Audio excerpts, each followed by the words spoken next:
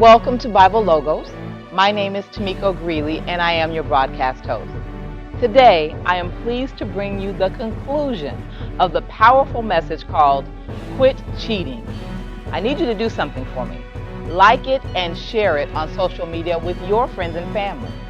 All right, sit tight for the conclusion of Quit Cheating. 17 years ago, this church was started. And when this church was started 17 years ago, the people were so energized. The people were so on fire.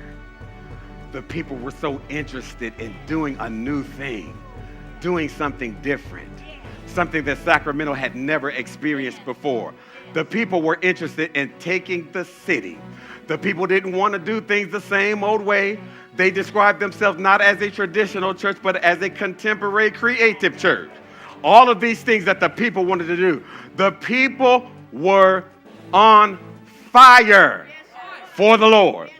When Ron Elmore was the pastor of this church, if he told you to jump off that building, 8 of y'all would have been up there before he finished the sentence.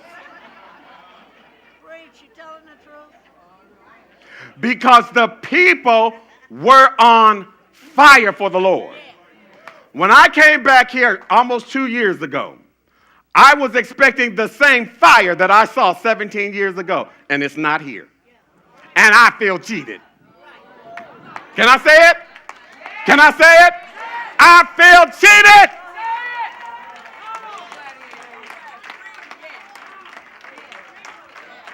Where is the passion? Where is the fire? Where is the energy? Where is the vigor? Where is the desire to take the city? Where's it at? Well, we retired now. I thought us being retired would mean now we have more time to do God's business. That's what I thought I was coming back to.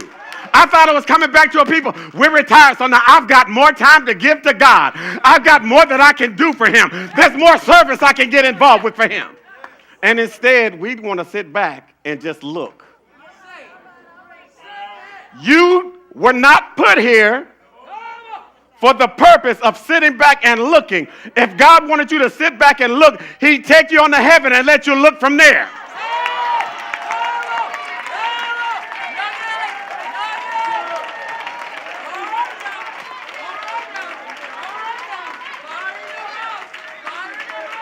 If he left you here, if God was good enough to leave you here for whatever time it is, you ought to be about your Father's business. Nobody should be sitting on the pews with nothing to do. Whatever your gifts are, whatever your talents are, you ought to be using them some way for the kingdom of God. Whatever it is. It should not be, what can they do for me? Because as you do for God, he will do for you. God takes care of his own. I will never forget this. It was probably 20 years ago, maybe even more than that. I had gone to a conference.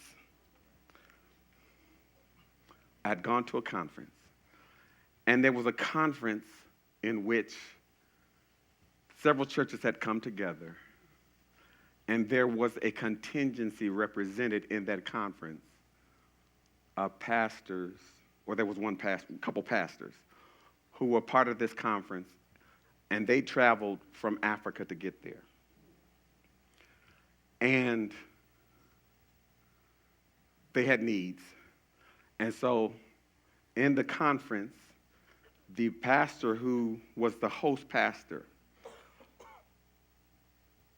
wanted to do something powerful for them. And so he encouraged the people to give so that those when they went back home, it would meet some needs. And there was one thing that he said that I have never forgotten, that he said to that pastor. He said,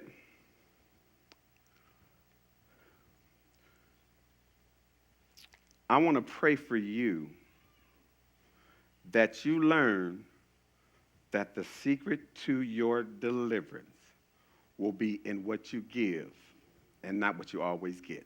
All right. He said this. He said, one of our problems with our African pastors is that they are conditioned on always receiving. All right. Make it plain. They are conditioned on people giving to them and giving to their churches and meeting their needs.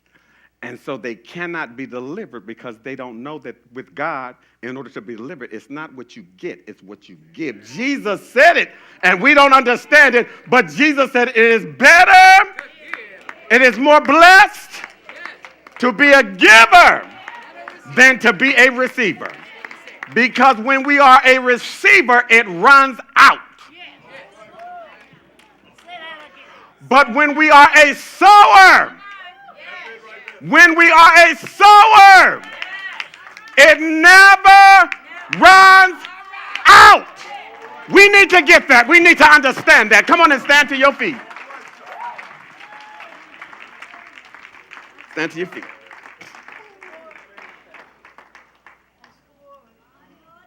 We were put here not to get.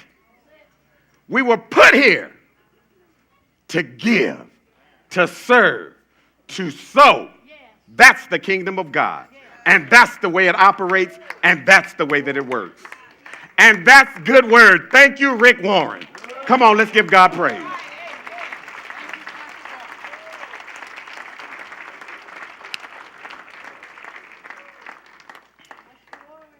Faith Fellowship, quit cheating me.